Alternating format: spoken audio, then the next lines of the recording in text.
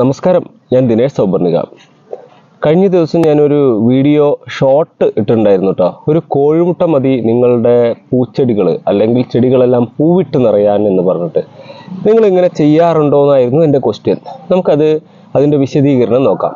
ഒരു കോഴിമുട്ട നമ്മൾ പൊട്ടിച്ചിട്ട് ചെടികളുടെ കടക്കിൽ വെണ്ണീറുമായി കൂട്ടിച്ചേർത്ത് ഒഴിക്കാനാണ് ഒരു വീഡിയോയിൽ പറഞ്ഞിട്ടുണ്ടായിരുന്നത്.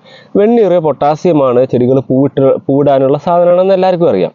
ആ വെണ്ണീർ ഇട്ട് കൊടുത്താൽ ഓക്കെ. പക്ഷേ ഈ പച്ച കോഴിമുട്ട പൊട്ടിച്ചൊഴിക്കുകയോ, മറ്റൊരു വീഡിയോയിൽ പറയുന്നത് ചെടികളുടെ കടക്കിൽ കുഴി ഉണ്ടാക്കിയിട്ട് ഒരു പച്ച കോഴിമുട്ട അതിൽ കുഴിച്ചിടാൻ.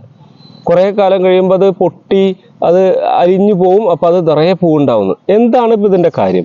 ഒരു പച്ച കോഴിമുട്ട പൊട്ടിച്ചു കൊടുത്തതിൽ പ്രോട്ടീൻ ഉണ്ട്, കാൽസ്യം ഉണ്ട്, മറ്റ് കുറേ വൈറ്റമിൻ സാധനങ്ങളെല്ലാം കൂടിയിട്ടുള്ളൊരു സാധനം കോഴിമുട്ട.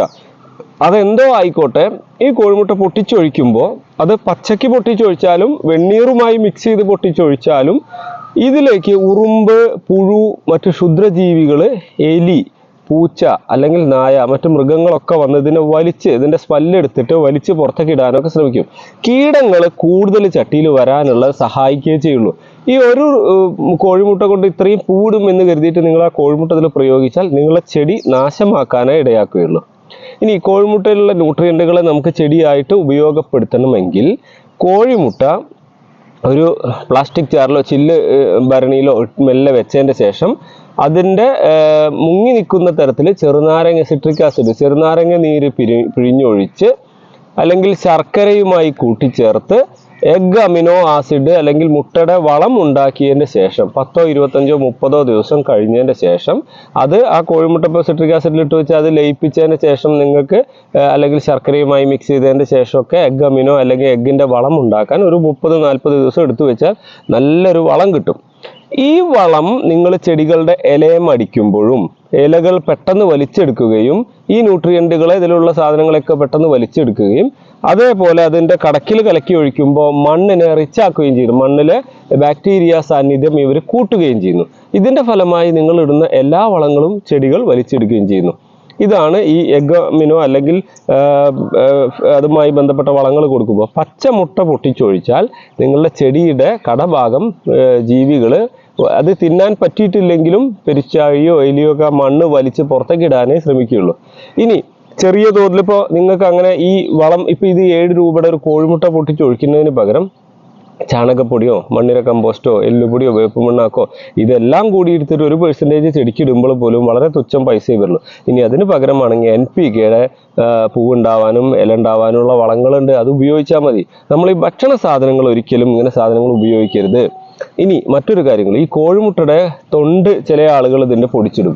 ഈ തൊണ്ട് പൊടിച്ചിടുമ്പോൾ പോലും ഇത് കഴുകാതെ ഇട്ട് കഴിഞ്ഞാൽ അതിലുള്ള ആ ലിക്വിഡ് കൊഴുപ്പിനെ തിന്നാൻ ഈ പറഞ്ഞ ജീവികളൊക്കെ വരും, നിങ്ങളെ ചെടി നാശമാക്കിയേ ചെയ്യുള്ളൂ. അപ്പം നിങ്ങൾ ഏത് ജൈവ സാധനങ്ങളും നിങ്ങളെ ഉപയോഗശേഷമുള്ള ഏത് സാധനങ്ങളായാലും അതെടുത്ത്, ഇപ്പോൾ കോഴിമുട്ടയുടെ തൊണ്ടാണെങ്കിൽ നന്നായി പൊടിച്ചിട്ട് അത് കമ്പോസ്റ്റ് ഉണ്ടാക്കുന്ന ടാങ്കിലോ അല്ലെങ്കിൽ കമ്പോസ്റ്റ് ഉണ്ടാക്കി വെച്ചതിൻ്റെ ഉള്ളിലോ മിക്സ് ചെയ്ത് ചെറിയ നനവോട് ഇട്ട് വെച്ച് കഴിഞ്ഞാൽ അത് അവിടെ കിടന്ന് അലിഞ്ഞ് അല്ലെങ്കിൽ പൊടിഞ്ഞ് ശരിക്കും വളമായി മാറും, കാൽസ്യമായി മാറി ചെടികൾക്ക് ഉപയോഗപ്പെടുത്താൻ പറ്റും.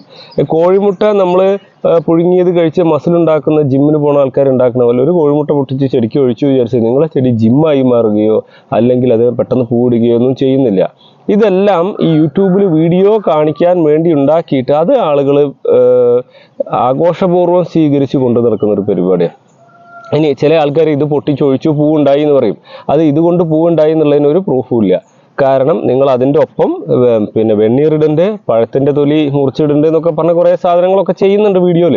അതിൻ്റെ ഒപ്പം അത് കഴിഞ്ഞ് NPK നിങ്ങൾ ഏത് വളമാണ് ചെടിക്ക് പൂവിടാനും കായ ഉണ്ടാവാനും ഇല ഉണ്ടാവാനും വേണ്ടത് എന്ന് പഠിച്ച് അതെന്തിൽ നിന്ന് കിട്ടുന്നു എന്ന് മനസ്സിലാക്കി ആ വളം കൃത്യമായി പ്രയോഗിക്കാൻ പഠിച്ചാൽ ഇങ്ങനത്തെ ഓരോ വീഡിയോകളിൽ നിന്നും നിങ്ങൾക്ക് രക്ഷപ്പെടാൻ സാധിക്കും കേട്ടോ.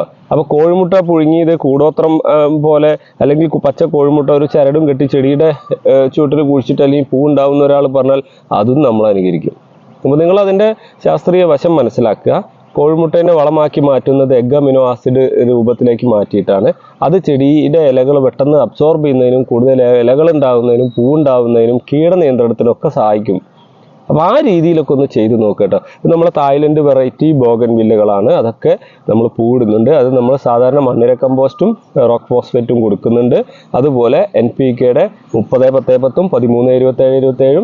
ഇപ്പോൾ ഈ ബോഗൻവില്ലയ്ക്കൊക്കെ ഞാൻ 13-27-27 ആഴ്ചയിൽ ഒരു തവണ എന്ന തോതിൽ സ്പ്രേ കൊടുക്കുന്നുണ്ട് കേട്ടോ. അതിനനുസരിച്ച് അത് നല്ല ഭംഗിയിൽ പൂവിട്ട് നിൽക്കുന്നുണ്ട്. അപ്പോൾ എൻ്റെ ഈ വീഡിയോയിലെ കണ്ടന്റ് നിങ്ങൾക്ക് ഇഷ്ടപ്പെട്ടിട്ടുണ്ടെങ്കിൽ നിങ്ങളുടെ സുഹൃത്തുക്കളുടെ അടുത്തേക്ക് ഷെയർ ചെയ്യുക.